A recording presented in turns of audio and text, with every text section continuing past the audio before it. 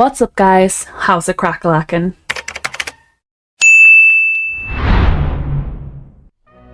Welcome back to the new series on my channel called Sho Challenges, where I challenge myself to do weird and wacky things within games just for your entertainment. Today we're heading back to The Sims 4 to make the Burrow, and limiting myself to only base game items. My overall challenge being to create the characters, houses and school and make Newcrest magical. If you missed my earlier video where I made the Weasleys, I will link it in the description down below.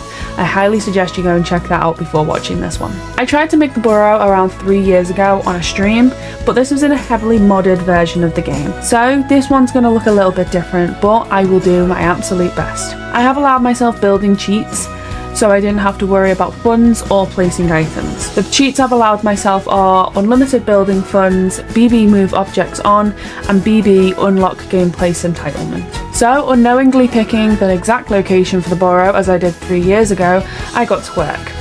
And looking from reference pictures, it looks to me that the Burrow may have started as Molly and Arthur's newlywed house that has been given homemade extensions over the past couple of years to support their ever-growing family.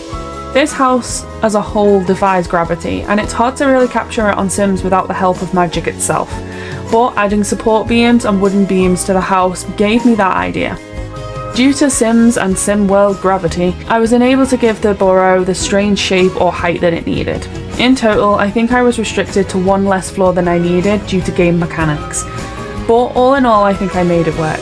Looking closely at the details of the Burrow, it seems very mismatched with the outside woodwork and the windows too, so I tried to replicate that as best I could. The Burrow is located in what looks like the middle of nowhere, so I had to make sure that it almost seemed like it with the limitations that the game gave me. So going crazy with trees, plants, rocks and wildlife just seemed right.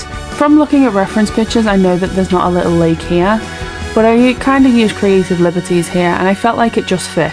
I originally thought putting little ducks in the lake would be a really good fit, but I didn't really like how they looked, so I opted for tadpoles and dragonflies instead. But obviously I couldn't forget the well-known Ford Anglia. Unfortunately though, I couldn't make the cornfields in front of the Burrow, so let's just pretend instead, shall we? My aim for outside of the Burrow was to make it look as overgrown as possible, but also look tended to, somehow. I originally started with a bunch of this overgrown grass, but realised that the longer grass was not a base game item, so I had to delete the majority of it. As I said, the Burrow is in the middle of nowhere, and there's a lot of land to have to take care of, especially for Molly and Arthur when the kids are away. Heading inside of the Burrow, I started making the spiral-like staircase that we see briefly, and I won't lie, my brain got confused by trying to orientate the stairs to create this, so the overall look wasn't exactly how I liked it.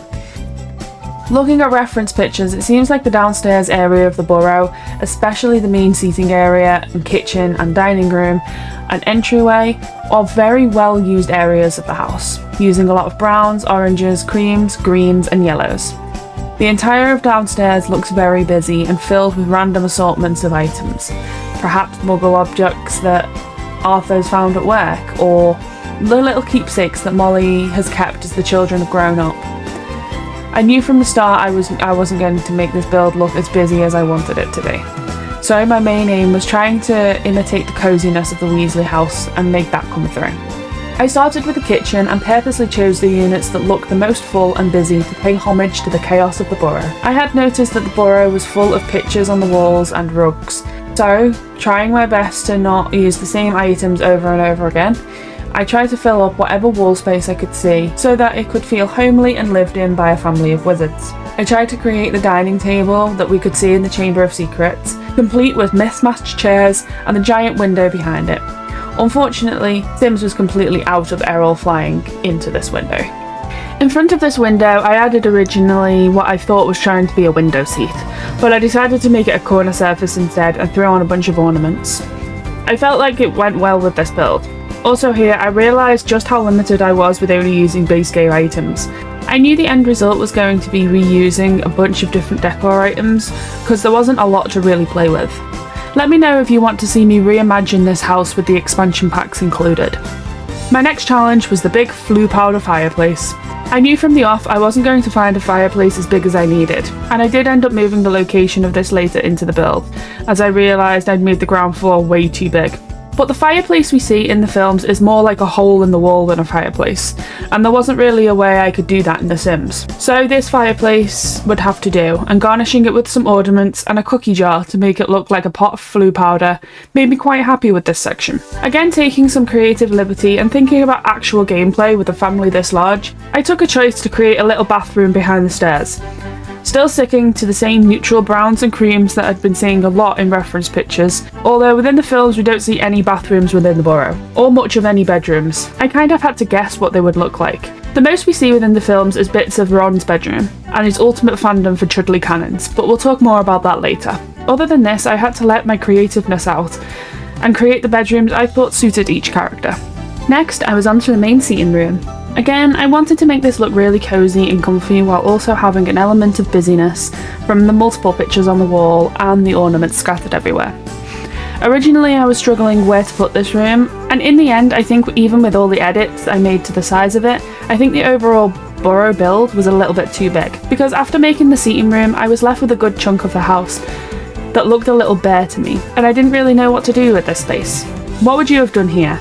Is there something that I missed out on? I eventually decided to make a small seating room next to the bathroom so it looked enclosed and cosy in a little corner. Base game couches aren't really the most comfy and squishy looking things, but I went for the least expensive looking and the most comfy one I could find, and went from there. The overall theme I went for this build was comfort and plants.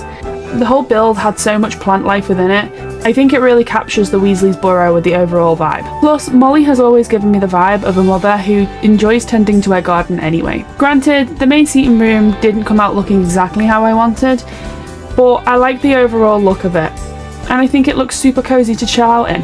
After some finishing touches like curtains, a chessboard, and Arthur's famous rubber duck on the dining room table, it was time to get started on the bedrooms. There's no real explanation as to where the bedrooms are located within the films, so I just had to let my creativeness run wild. I started on the twins' bedroom first, and I had an idea of a mainly red, Gryffindor-inspired room, with little elements of the Weasley Wizard Wheezers and the planning that went into them. However, I changed it slightly. Because I've made these Sims the only teenagers, I wanted to make sure that it felt like teenage boys were living in this room, so I added posters on the walls and laundry piles on the floor. I also fashioned a corner-looking desk and a bunch of posters and notice boards on the walls to make it look like the twins had been working on some marvellous creations. Perhaps the puking pastels or the fever fudge. I also found this poster entitled Henry Puffer, which I knew was the Sims version of Harry Potter, so I knew I had to throw it in here somewhere. A few boxes in the corner of the room, looks like they already made some products for the shop. And then, to add an element of magic, I added these starlights on the wall, because it all just seemed a little too muggle. Swapping out single beds for double beds with different bed sheets made the room come alive, and again adding multiple things on the walls like pictures and notice boards made it feel like these two were planning something. Watch out, Umbridge. On the outside of the room I added a big window at the stairs so that Harry and Ginny could kiss in front of it again, and I was off upstairs yet again. I actually skipped a floor and headed straight to the top, mainly so I could plan out how many bedrooms I'd actually need. I figured out with the space that I had left, the top floor of the house needed 3 bedrooms in total. So I decided to make these Ron, Percy, and Molly and Arthur's. So, crafting out a little hallway so my Sims could actually get to their bedrooms, I started on the king and queen of this household. Molly and Arthur give me the vibes of being incredibly invested in everything their children do. So, possibly keeping their first drawings, shoes, or wands. But for some reason I like to think their bedroom is their sanctuary. So I deliberately made it less busy and more suited to the parents of the household. I kept the colour theme I'd stuck with throughout the entire build, and knowing my characters I got to building. I added pictures above their bed, thinking they could be pictures of their children. Added some plants for the apparent plant obsession I've given Molly within my own head, and I thought about adding this display wall of shovels, cutlery and light bulbs to tie in with Arthur's obsession with random muggle objects, but in the end I decided not to. But I did decide to torment him with yet another rubber duck in his own bedroom. And with that, Molly and Arthur's bedroom was complete. I decided to split the section I had for Percy's bedroom to add another small bathroom to the top floor, if only to make playability easier, and added some decor within the hallway that I had created. Before making these rooms, however, I then headed back downstairs to make little toddler Ginny's bedroom. With Ginny being the only girl child in the Weasleys, I feel like Molly and Arthur would treat her a little bit like a princess, adding a bunch of pinks and decor within her room. But again, with her Sim being a toddler, I had to add some things that I wouldn't necessarily have put in otherwise. I added a few red items in this room to tie into both her place within Gryffindor, but also her place on the Quidditch team in the later films, and added a bunch of school books around. Just be careful for Tom Riddle's diary. I added a desk in her room so she could focus on spells and potion making at home, and again added some of those starlights along one side of the wall to make it all feel a little bit more magical. Adding some posters on the wall and some sports equipment on the floor, I finished with Ginny's bedroom.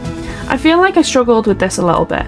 Not only because I had made her a toddler and her room was probably stupidly big, but more because I don't feel like I know Ginny as well as some of the other characters. She comes across so differently in both book and film version, so I want to know what you would have added to her bedroom.